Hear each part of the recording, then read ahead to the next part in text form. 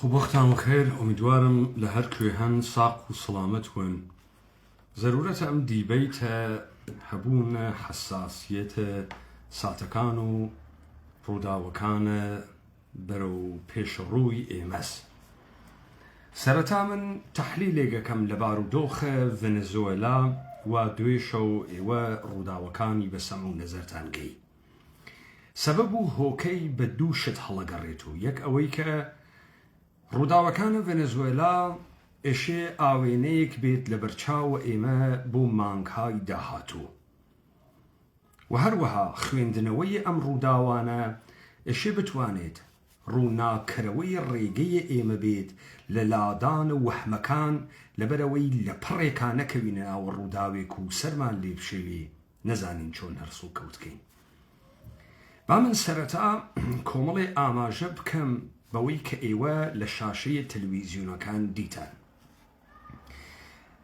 معلومه للای گشتان که دنیا لسر نظم کن و سقام کن تواوبو تمام اوشتانهی که تی سالان را بردو گرای دان رابو کاری لسر کرابو و ایممانان یا نمان ادی یا نمان گرکبو بیبینین لسال 2026 خویان در اخن و برچاو اکون ایوه دیتان بپیچوانی تمام تلویزیونکان دنیای غرب روسیه لأوکراین نیدوراند ایوه دیتان اوکراین تفرطونا کریا بدس ایالات متحده امریکا و محور ناتو ایوه دیتان که روسیه ناتوی کشانا و زلکا و اوکراین و خلیک بتمام قدرت لی اداد اوکراین نیرینی نما مینکانی 10 ملیون نفری آواری اروپا کریا خاکی دراو دربو و لهوان کاتا آخرین هناسکان بندر اودسا بسر دریای رشو عملا لدس اوکراین در هاتگه و تنانت فقط حضور فیزیکی سربازان روسیه گرکه ایالات متحده امریکا سیاستی کی تر و بر اخالم نظم جدید جهانیه و لگل ناتو عملا هاوکاری ناکا آیا ظرف مانکای داهاتو فرانسه و بریتانیا و آلمان مجبور اون هیز خویان تحت ناو ناتو و ناتوی اروپا مستقیما لبرابر روسیه دابنین ام پرسیارگره دابنین تا بگین بوی که نظم جدید جهانی نظمك لسر اوردر کون نیه کون روخیا بو اوی کلمتی بگین بزانن ایمه انسان همیشه شتیک من هز بناو باور و اگر ام باور نبی هیچ تیک ناچه تبرو مثلا ام دنیای دست کرده دنیای امرو سمری کنترول کردن اپیدمیکانه نخوشی گلیک و انسانی لمنالیا اکشت وکو سیلو و باو فلجو امانی که باعثبو کسیگ لدسک که ازید دوی بو بمینیتو بلام دیاردیک لآخر قرن 19 سرطای قرن 20 سری هلدابنا و دیارده واکسن ایوه پیجن شرقه که توانی نخوشی اکان کنترول که درمانیک دوزریا و بناوه آنتی بیوتیک که توانی عفونتکان درمان که و انسان لعفونتکان و لتشنجکان نمره پزشکی و علم الطب بو بجادوگری و كعبية آمال إنسان كان وايلي هاد نسخية بزشك حلال هرچيش تبو وايلي هاد بو كحسن زيرك لقوراني ود امان دكتور دردم چاركه بنو سبولاي قاضي او كشماركه تنانات حوزية عاطفة ورانشة جنسيش او دت ادرياو بالدكتور كأجر نسخة بدات كسقسي ناشكيني بلام دوران كورونا اعتماد جهاني وباور جهاني بپزشكي لبين برد علم وعلم پزیشکی چوو بە گژە شتێکا کە نەیتوانی. زەرفیەتەکانە دەرمانە ئوروپا و ئەمریکا چاریان نەکرد و خەڵک بە پێ چاوە خۆیان ئەمیانە دی. باوەڕەکە ڕۆخا و باوەڕ بە پزیشکی دەرمان و بیمارستان لە ناو مردمە جەهانە ڕۆخا. کەواتە هەرچی شتە باوەڕێکە و دەورانێکی هەز. نەزمە جیهانیش دەورانێکی بوو، نەزمە کۆن. یاڵەتە متحدەی ئەمریکا ئشی بگەڕێتەوە ناو سنوورەکان خۆی بە عنوانە گەورەترین دەوڵەتە دەسەڵاتدارە بە قووەتە مادی و نظامی لەسەر سنوورەکانە خۆی کار بکات و جەهان تەقسیم بوێت بە کۆمەڵێک نەزمە ئیمپراتوریایی ئیتحادیەیی. بەڵام یاڵەتە متحدەی ئەمریکا دەستخۆشە کۆمەڵێک دەرد و ئافەتە ناوەکی و ناوەکی خۆیسی کە ئیمکانی هەز یاڵەتە متحدەی ئەمریکا بەرەو شەڕە ناوخۆیی بوات. بربەرەکانیە نێوانە ڕیپابلیکەنەکان و دموکراتەکان. بربەرەکانیە تەبەقی ئۆلیگارشە یاڵەتە متحدەی ئەمریکا، نخبەگانە یاڵەتە متحدەی ئەمریکا لەگەڵ یەکتریە، وەکو جەریانێک کە لە جەفرسۆن و هەمیلتۆن و دەستی پێکرد و ختمە بە جەنگە ناوخۆیی 1860 یاڵەتە متحدەی ئەمریکا بوو و 600,000 نەفەری لە خەڵکە ئەمریکا کوشت. هەمان دەرد دامەنە یاڵەتە متحدەی ئەمریکای دیسانەوە گرتگەسۆ کە من نمگەرەکە لە تااقەتە ئەم لایڤە بەحسی بکەم، بەڵام بە خەسی لە کلاب هاوسە لەسەری دواگم بە تایبەتی بە زوانە فارسی کە یاڵەتە متحدەی ئەمریکا چییە، پێکاتەکانی چین، ئەمریکەن دیستەنی چی بوو، ئەمریکەن مانیفێستۆ چی بوو، ئەمریکەن دریم چی بوو، بڕوا بە گوتپاوەربوونە ئەمریکا تەنانەت بۆ خەڵکە ئەمریکایش لە بین چووگە. وامەیکە بۆچی تاو دنیا فکریەکرد ئەمریکا ئیشە دموکراسی بووە بۆ دنیا، لەبەر خاترە ئەوە بوو کە ئەمانە نەیانوت ئێمە بۆ خاتری ئەوەی باج بە بریتانیا نەدەین، no taxation without representation، و ئێمە لەسەرەوە نەبوو کە باج نەدەین بە جۆرجە سێوم پادشای بریتانیا، بەڵکو لەبەر ئەوە بوو کە باوکەکانە ئێمە دنیایەکیان تەسەور کرد و ملەتێکیان تەسەور کرد کە بۆ ئەوەڵین بار لە ناو تاریخا لیبرتی تێرێتە ناو خەڵکی و لیبرتی ئەهەنێرێت بۆ خەڵکەکانت جەهان. ئەمە بوو ئەمریکەن دیستەنی. ئێستا باوەڕە بەم ئەمریکەن دیستەنیە نەماکە.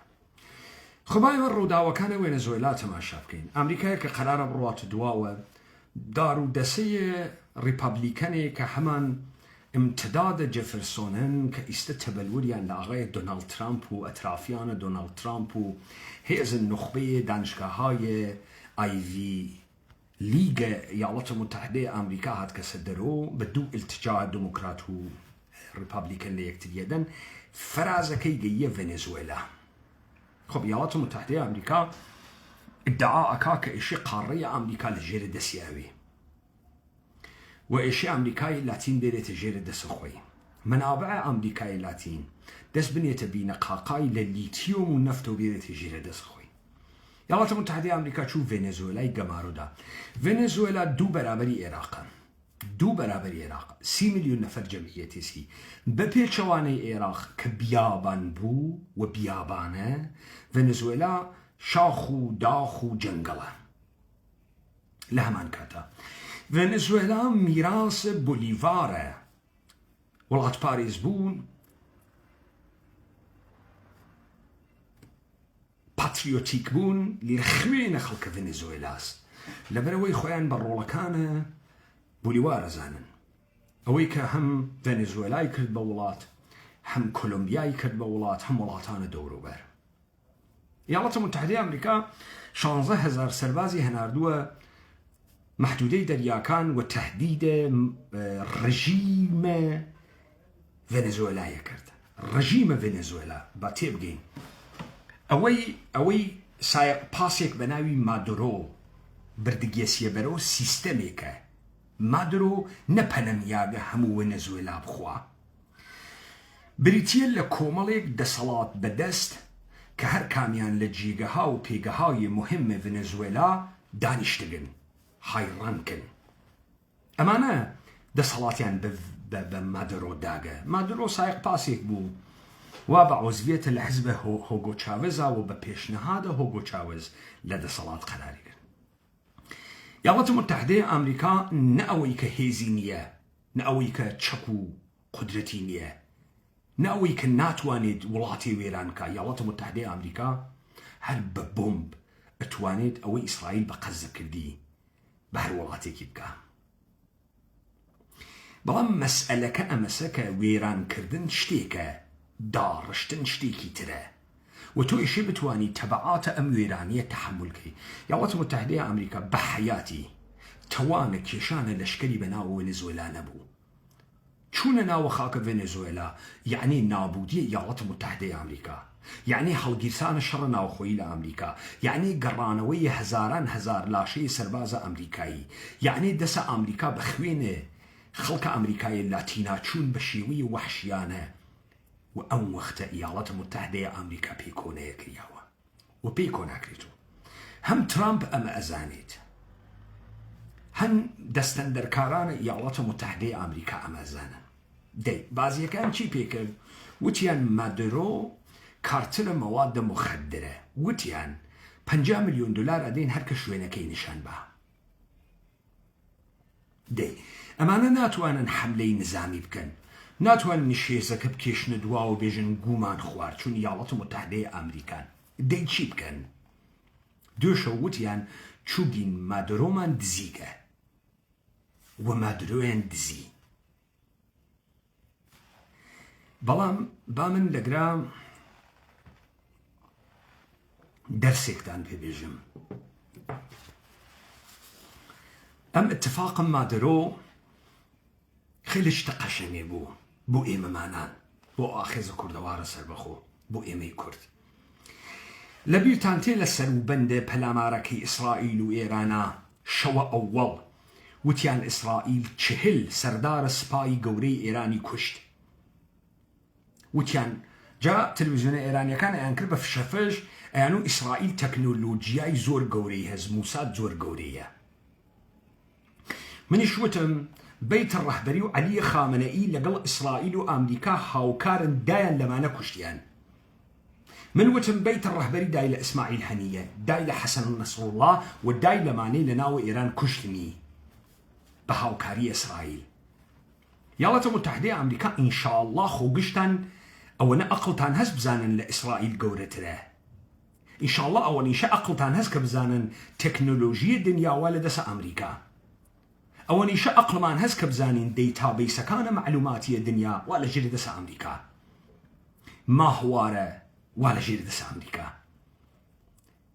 بە 17 نەهادە ئەمنیەتی یاڵەتە متحدەی ئەمریکا دوێشەو لە ڤێنزوێلا نەیتوانی یەک نەفەر بکوژێ بێجگە لەوەی کە مادۆرۆ ژنەکەی بڕفێنێ. ئێمڕۆژ جورئەتی نەکرد تەسویرە ژنەکەی بە دەستبەند و نیشانە خەڵکی با نەوادا ئەحساساتە عمومیە جەهان جەریحەدار بوێ جرأ یاڵەتە متحدەی ئەمریکا بن. فقط مادۆرۆی نیشاندا ئەی بۆ ژنەکەی نیشان نادەی وا دەستبەندە لە دەستداگە بۆ نایدەی. خۆ یاڵەتە متحدەی ئەمریکا دوێشەوە فقط یەک نەفەری پێڕفێنریا. تەمامە هایڕانکەکانە دەوڵەتە مادۆرۆ لەسەر جێگەی خۆیانن. ئەمە سابەتی کرد هیچ دەوڵەتێک حتا بە گوندەئی یاڵەتە متحدەی ئەمریکا ناتوانێ لە یەک شەوە دەیان پلە بەرزە وڵاتێک لە یەک سەعەتا بکوژێت. ئیمکان پەزیر نییە ئەگەر هێزە ناوخۆیی ئەو کارە نەکات. هێزێک کە جێگەی میتمانەس قەبلەن ئەو کارەی نەکردووە، بۆمبی لە ماڵە کاورادا نەناوێ. ئەمەی دوێشەو سابەتی کرد ئەوەی کە ئێمە لەبارەی عەلی خامنەئی بەیتە ڕەهبەری هاوکاری تەکە ئیسرائیلە بۆ کوشتنە سەرانە سپای پاسداران و دانشمەندانە هەستەی وتمان دروست بوو. هەرچیش فڵتەفڵتیان کرد وتیان ئەمە بە تەیارە لێیانداگە و بدرۆن لە پشتە ماشین لێیانداگە.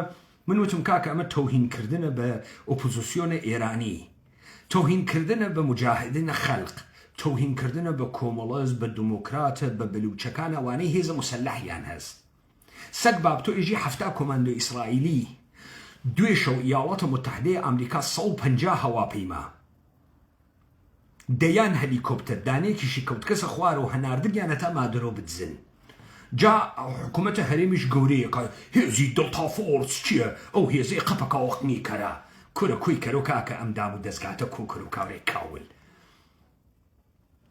هێزی دڵتا فۆرس چییە؟ وا لە چاڵە چاو باوکە هێزە دڵتا فۆرس.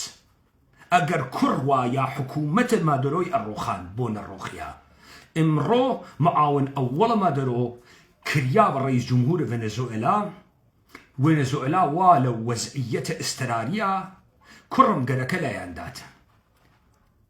پاشان ویڵاتە متحدەی ئەمریکا چوو سوبات بێرێت ئەرێگیانە خۆت سوبات تێرێت کوڕی بێژە دوای ئەمەی کە ئیستەبێت و بربەرەکانی شەڕە دەسەڵات ڤێنزوئێلا چه ئتفاقێکی بۆ کەوێت. ڤێنزوئێلا ئەژڵەژێ ڤێنزوئێلا بژڵەژێ چه ئتفاقێکەکەوێ. سنوورەکانە برزیل و کۆلۆمبیا بەرەوێت بەربوێ چه ئتفاقێکەکەوێ. هێز ئەتوانێ بە قاچاخە مەوادە مخەدەر وەکو فارکەکان بڕواتە ئەمدی و بێتە ئەودی و بڕواتە ئەمدی و بێتە ئەودی و چی لە قنە ئامریکا ئەقۆمێ؟ هجوومە نەفەر مەوادە مخەدەر پوڵ پەناهەندە و جنایەت. مازەرەت مەس دەی ئیستای دۆناڵد ترامپ ئیسە تۆ ئەم فشە ئەیکەی لە مقابڵە دموکراتەکانە ئێژی چی باشە بۆ ئێمە فشەکەوی درۆکەی وژی مادرۆمان گرت. تۆ مادرۆ ئەوەیتە دادگا چۆن محاکمەیەکەی.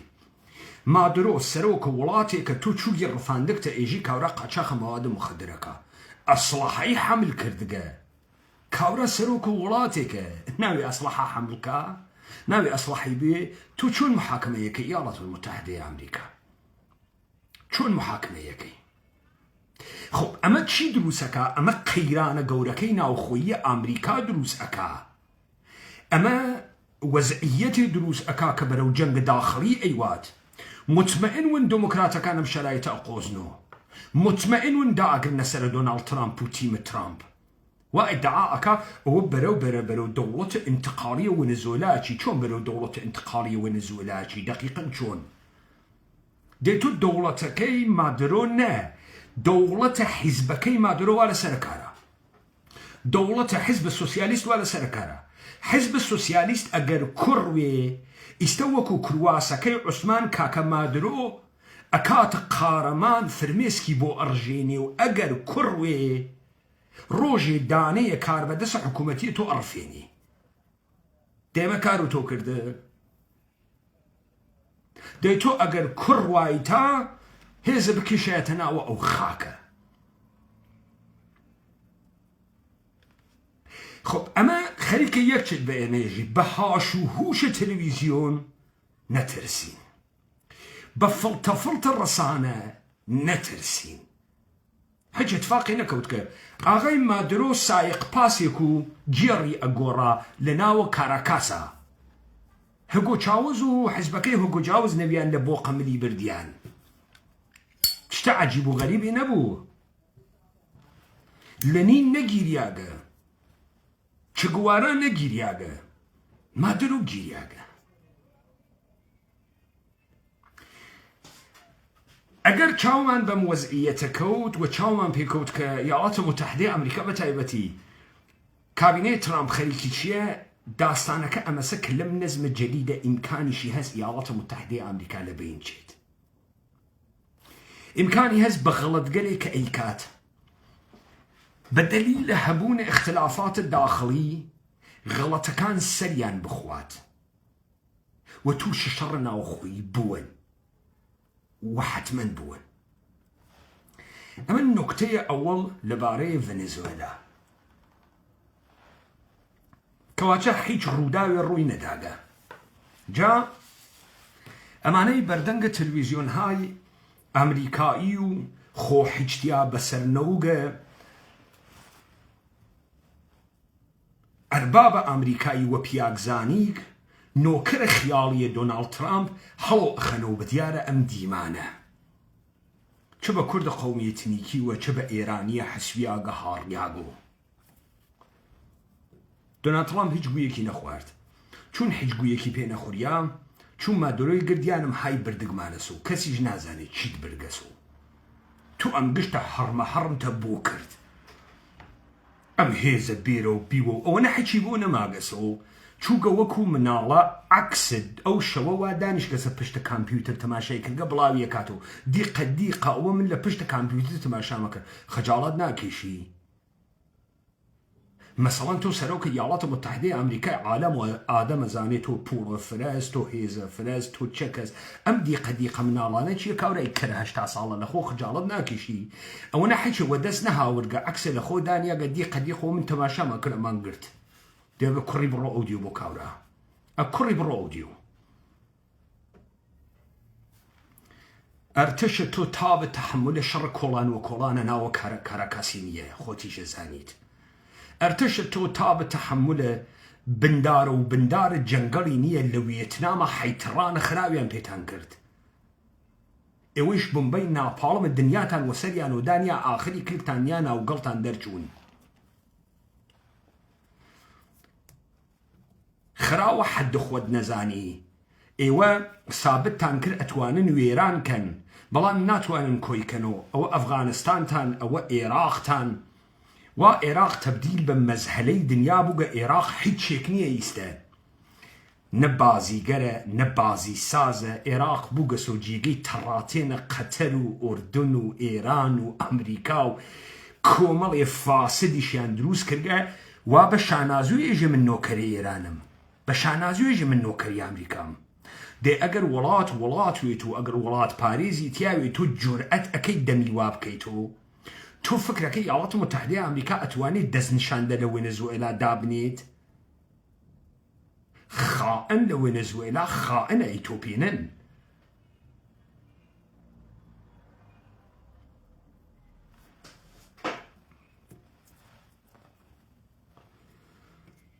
ئەمما ئەمەی کە ئێوە ئیستە لە ئێران ئەیوێنن چییە؟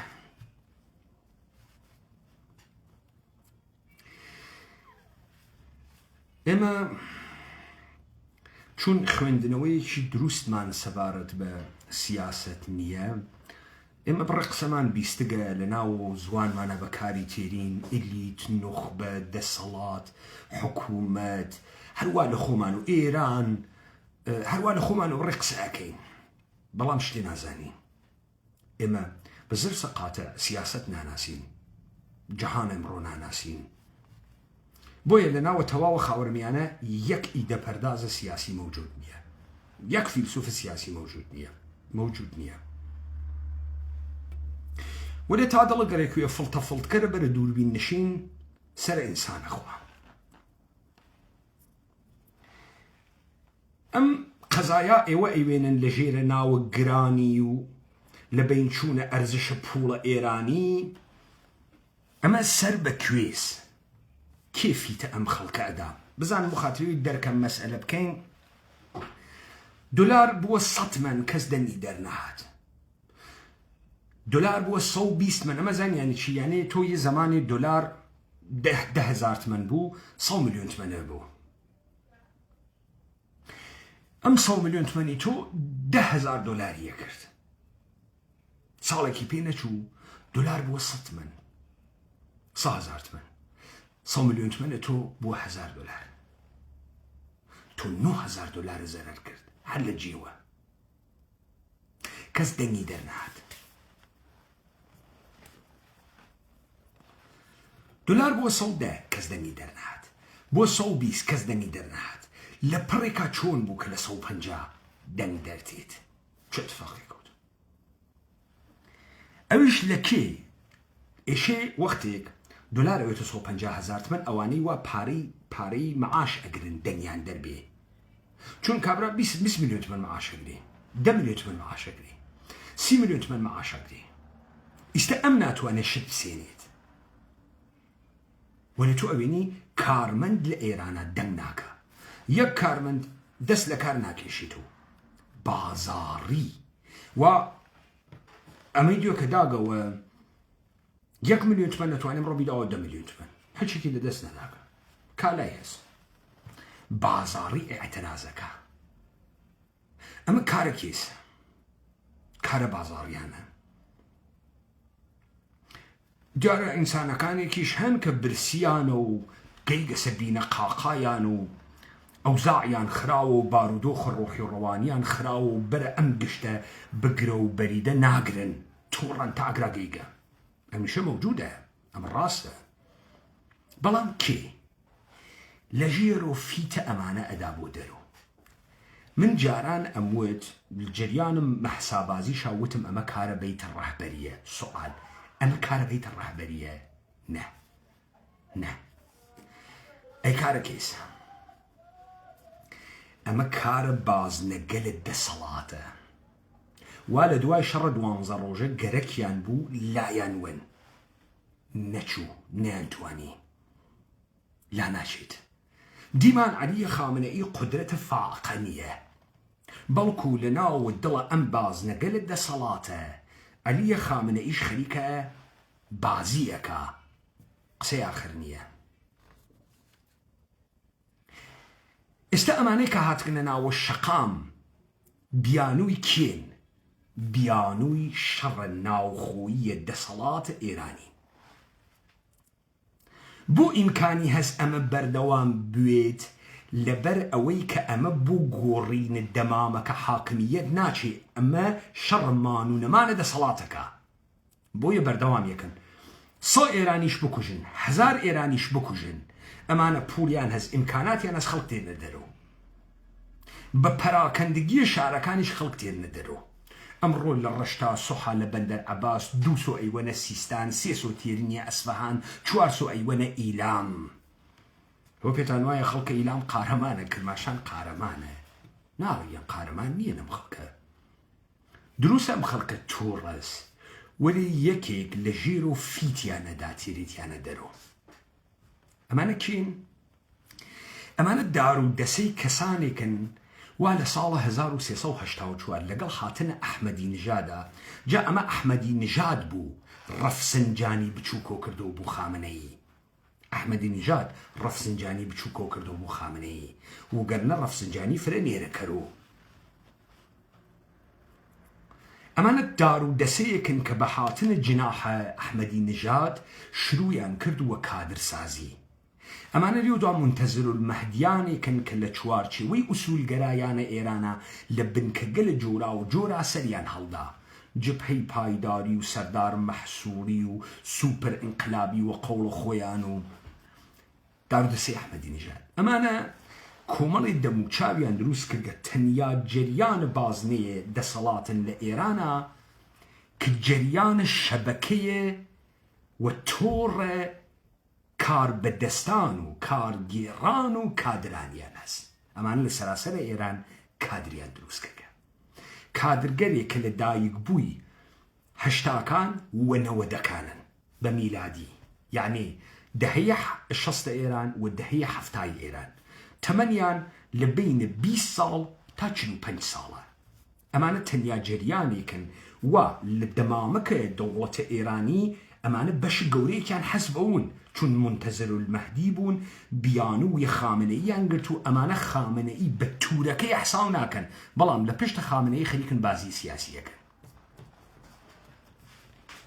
ئەمانە و خەڵکەتیان نەخیابان و ئەمانە وانە پشتە ئەم جەریانە. ئیستا ئەمە چی جوابێک وە تۆدا؟ ئەمە ئێژێت هەرچی زۆرە ئەمانە زیاتر وێت حزورە ناوە خیابان تا جێخستنە نەزەرە خۆیان بەردەوامە. ئەگەر زۆریان بوێت، ئەگەر زۆرە خاسیان بوێت کە هەسیان. هەر ئەمانە حیزبێکیان دروست کردگە لە 3 هەفتەی گوزەشتەوە لە ژێرە ناوە حیزبە تەمەدونە نۆڤینە ئیسلامی بەدەبیرە کولیە یاسر جبرائیلی. یاسر جبرائیلی خەڵکە لادیە فەخرابادە ئەردەبیلە، متەوەلەدە 1363 لە 21 ساڵەگی لە ڕۆژنامەی کەیهانوگە لە ئاستانە قودس ڕەزەویە کاری کردگە، لە مەجموعە تەشخیصە مەسلحەتە نظاما کاری کردگە، لە دەوڵەتە ڕئیسیە پێشنەهاد کابینەی وزارەتیان پێداکە یا کاندید بووگە.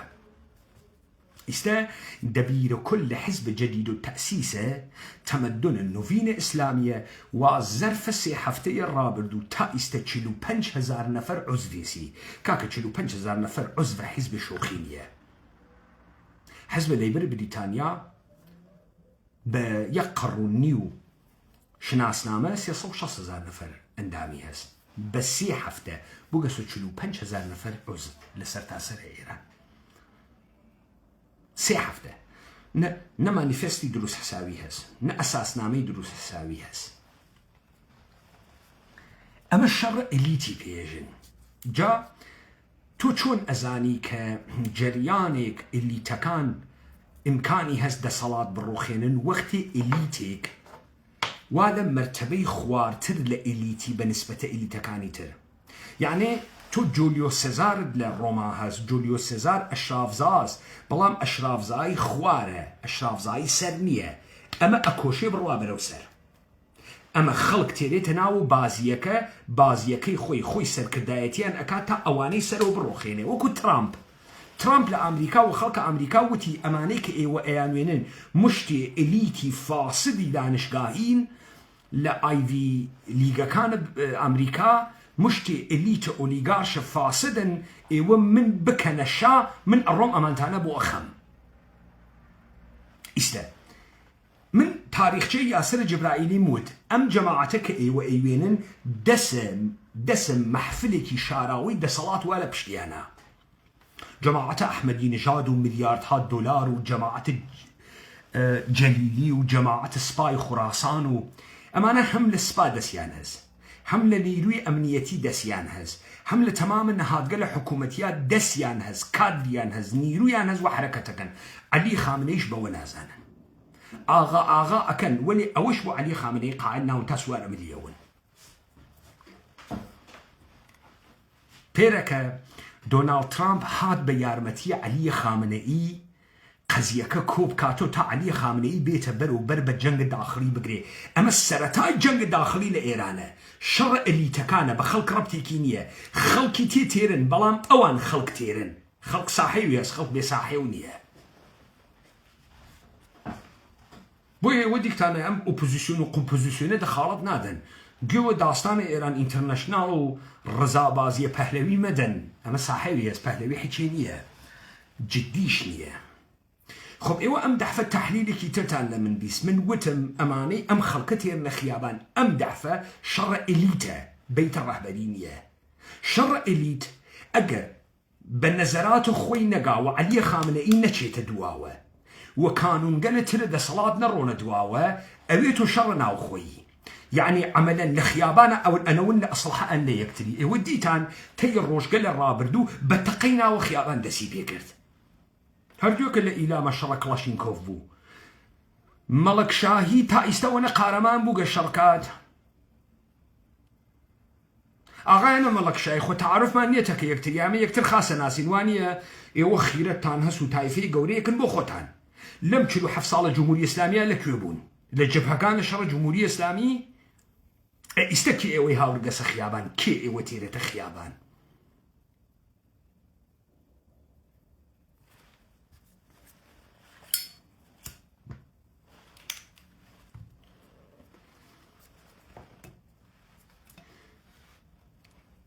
دونالد ترامب تويتي كر وتي خلق بكوجي خامنئي داس وشينم اگر درونا كي دونالد ترامب خويري او هوا بيما كان بين براسر ايران وهن الديوار الصوتي بشكينن تا اما بزاين تراسكي دوك علي خامنئي هات قصي كرداينا ودما دونالد ترامب اما نيدانا ودما دونالد ترامب علي خامنئي هات نشان بدات كأما امريكا خريكا ايكا واما كوي اكينو صحا كوبو علي خامنئي كوي اكيتو باب زاني علي خامنئي او خلق سوا فكرك ام خلق لخويو تيتو خيابان تو ايان كجي اترسن ارون دواوه اما خلق ولا بشتيا اما جريان اليتي ولا بشتيا 1,000,000 نفر بكجي نارون دواوه هر خلق بوها نير ندرو هر بزور بول خلق بوها نير ندرو بزور الشبكه خلق بوها نير ندرو تو ناشي تدواوه يجي لبشت بزشكيان ويسم دروسي اكام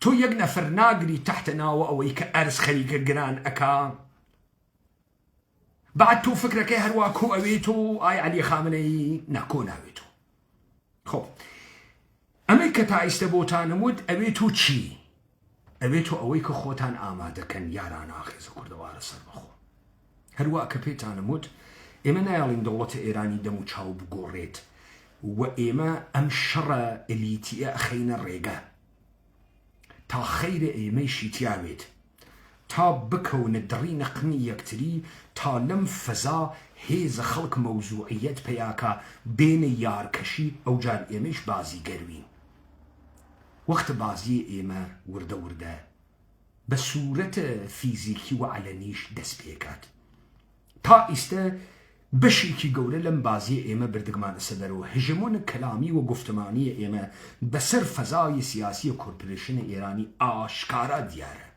تمام بشكان إيما هدايتي يكين ومن أولين كسيك بموتم أما الجنة الداخلية وتمام التحليل كان من دروسة سرچاوي هداية قرف فزاي سياسي إيرانا نحج سرچاوي كيتر بس إيما وارد الجنة الداخلي إليت بوين أم جنة الداخلية يا بلاشون عديك ودرچون عديك تواو أويت وميدان بو أماني كمن وتمخاري أبي وأيقرن كإتر دمامك الجمهوري الإسلامي ناقوريت بلام إتر كاريشان بحجاب وويسكي خواردن ودانس كردن وأماني شنية يا أمريكا أوانيش مقاومتكن أمانيش دس أوشين شركة آشكارات تخيابان أبيتو بكاش هي بكاش أبيتو أصلح كيشان بو يكتري لهر حالتك إما سركوتدين إما واين ناو بازيك بتا بازيك والا دس إما نكتي كيتر يارانا أخيز كردوار سر بخو خلق كردوار أوي رجيمك وحكومتك لناو مشك إنسان كان السبيني وإنسان كان خويان تنظيم وكنترول كان شتيك بناو أوتوريتي بفارسي اقتدار أوتوريتي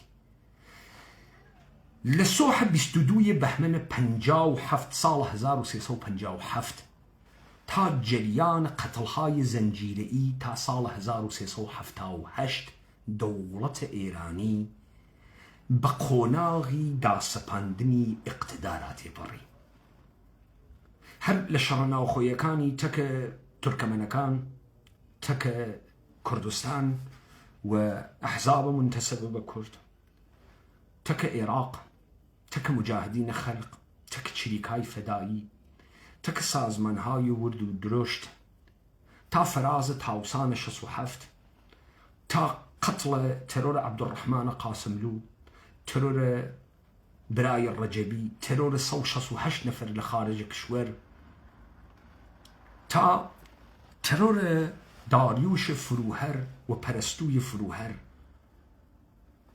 قشتي تلاش دولة إيراني بو اقتدار بو لجريان الجنگ دوان زروجه كشتن 40 سردار سپا حيزة كردن دولة إيران نماياندن دسي كهاوكار إسرائيل هاوكار أمريكاس شرنا كردني درنچون الشيعي إيدئولوجيك رواية اقتدار دولة إيراني شكان وإيمن لبوشائية دسلات سياسيين لإيرانا چون روايتكي چيروككي شكيا باطوبو ديارتو بروكش هيز سركت اويني بانك اويني خامنئي اويني بلام امن ناوروكي كي بوش وبطال حيتشي بي ونماغا حيتش وأجر بسرعة روايتي كي ترنيرن ام بوش وبطالية لقروري خويا اها خليك اويتو شر داخلي شر داخلية إليتي تكي يكتريا هر دولتي لتارانا بنيشيت سر أريكي قدرت إيما مشروعيتي بينادينو دس نشان دس خوا بيت خوار ناتواني اقتدار بقري خوا بيت خوار نايلين اقتدار بقري حتى دەسەڵات ئەگەڕێتەوە بۆ کوردان و حتا دەسەڵات ئەگەڕێتەوە بۆ خۆمان و تێبینی بندەسە خۆمان. هیچ ئێرانیەک سەڵاحیەتە مالکیەتە مەملەکەتی نییە. تەمام دەوڵەتانی یەک لە دوای یەکە ئێرانی دەست نیشاندەیە هێزە بیانی جوولەکەئی مەسیحیە ئەربابە ئەمریکایی ئینگلیسی بووگن، گشتیان مشتی نۆکەرن، ئەوەی تیانانیە وڵات پارێزیە، ئەوەی تیانانیە شکۆی ئینسانیە، مشتی دەستنشاندەیە جاسوس تا ئەم دقیقە سەڵاحیەتە مالکیەتە مەملەکەتیان نییە.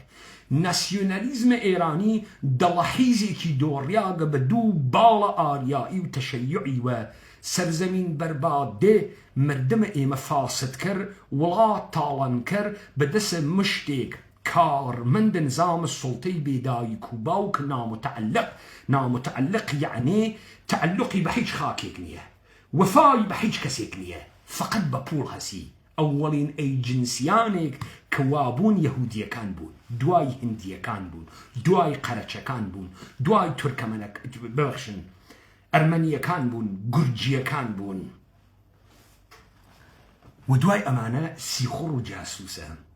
ئەها ئێوە لە هەرێمە کوردستانە حکوومەتێکتان هەز لە خۆی بێشەرەفتر نییە؟ بۆ لەبەرەوەی سیخۆڕن. سیخۆڕ یا جاسووس بەندەی پوڵە، وەفای بۆ کەس نییە، نەبوو خاک هەسی، نەبوو عەشیرە هەسی، نەبوو زوان هەسی، نەبوو ئینسانەکان هەسی، وەفای وە پوڵە. کورە تۆ لە ڕوکن دووی ئەرتەشی ئێران پوڵە گرتووێ، تۆ لە ئیتلاعات و قەرارگای ڕەمەزان پوڵە گرتووێ، تۆ لە MI6 ئەمریکا MI6 بریتانیا پوڵە گرتووێ، لە CIA ئەمریکا پوڵە گرتووێ، لە موساتە ئیسرائیل پوڵە گرتووێ، لە میتە تورکیە گرتووێتە، لە ئستخباراتە عێراقی گرتووێت و کوڕە قەحبە. تۆ فقط بەنەی پوڵی نامتعلقی، نامتعلق بووی خەتەرناکی.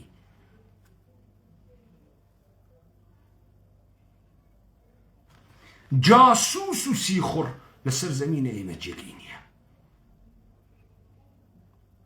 نامتعلق لەسەر زەمینە ئێمە جێگەی نییە. ئێمە یاران ئاخێزە کوردەوارە سەربەخۆ و خەڵکە کوردەوار کردمان وا ئەو کارەی کە بە درایەت بە پشتیوانیە ئێوە، پشتیوانی ئێوە ئەوە نەبوو سەتڵە ماسمان بۆ بەهەنێرن، ئەوە بوو لەگەڵ سیاسەتەکانە دەوڵەتە ئێرانە نەبوون. ئەوە بوو کە نەبوون بە چڵک و هێزمە ئاگرە دەوڵەتە ئێرانی بازیتان نەخوارد، ئێمەتان ڕووسور کرد. ئێمە لەمە و بەدوایش ڕووسور ئەوین بە حزورە ئێوە. من پاڵپشتی بە سەپڵەماس نازانم تا ئەم دەقیقەیشە نێڵی سیاسەتەکانە دەوڵەتە ئێرانی بە تەمام ئەعزای و بچێتە بەرۆ دیسانەوە نیشانەیەکە لە تێگەیشتووی لە پاڵپشتی تا قۆناغەکانتر. ئەگەر بڕۆینە ناوە شەڕە داخلیە جددیە ئاوا گۆڵە کەس نەخۆن، نەبن بە ئەیجنسیە کەس، نەتان خەنە ناوە سپاهم مەجبوری بکەونە ناوە دەستە و ئیلتجای سیخۆڕی. بە دەریایەک لە خوێنە سیخۆڕان تێبەپەڕین تێئەپەڕین. اختارەکەم بە دایک و باوکەکان بەر بە مناڵەکانتان بگرن نەچنە ناوە ئەحزابە فاسدە سەر بە بازیگە لە قودرەتی واگەرێکیانە مردمە ئێمە بێهێزکەن، نەتانوێنم بەشبوونە ناوە پژاک و کۆمەڵ و دموکرات و سەلەفی و سەدەفی و ئیخوانی، نەتانوێنم دەسم بە خوێنە تەکتەکتانە ڕات. کارێ نەکەن تەفرەقە وڵاتە ئێمە بگرێت، کارێ نەکەن بەزمەکەی ئیقلیمە کوردستانمان بەسەر بێرن. خەڵکە هەرێمە کوردستان تا ئەگرابەی گەسەر بینە قاقای ڕێگەی نەجاتی ئێمەین و تارانە.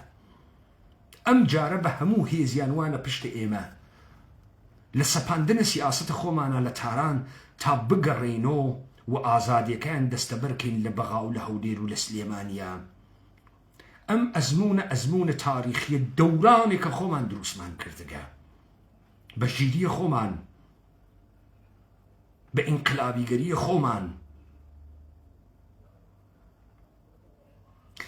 علاج واقع إشي بر لوقوع بكري من أم قسانة أكم دسمان وخوين يكترين نچيت مشغول من بكشتني يكترين نكن بو $100 و $50 خوتان نهاوين ناو أم جروب أو جروبها تاران هن إيمس أم سرزمين هن إيمس وإيمة بدسي تيرين بلياقت من بشورش قريمان بآخيزي بون من بدستي تيرين قوليش بيدرك نية مسيريش آسان نية آسان بوايا هرچي كس روج دولتي كدا أنيا قوم حتى قلتلوي ملي خوشتره من بيتانيجم أما الشر الناوخوئية حتى زوريان زياتروي بو يكتري منفعة إيميتياتي تدرو وأم اتفاقاتانا ناكو جيتو أم يانا إتركار بيت الرهبري نية لا إيوه خوش